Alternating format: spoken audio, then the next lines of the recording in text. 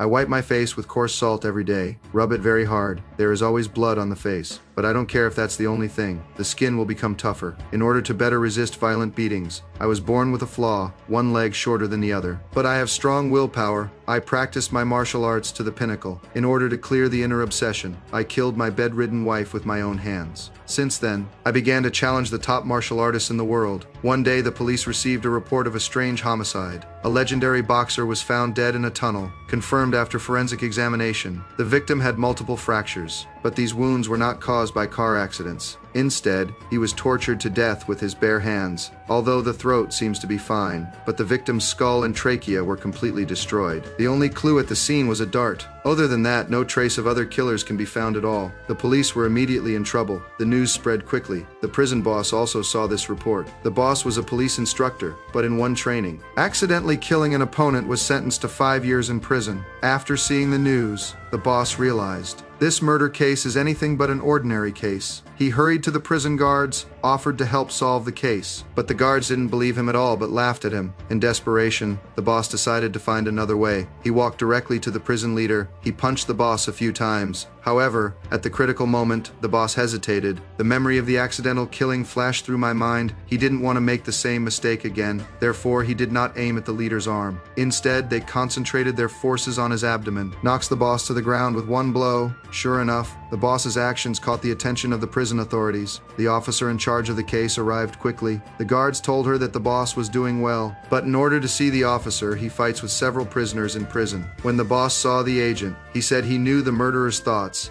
and could help solve the case, but only if they have to let him out. The officer didn't believe him and was about to leave. The boss calmly listed 7 names and predict that one of them will be the next victim. The officer still didn't believe him, thinking he was just trying to make an excuse to get out. However, soon after, the boss's words were verified.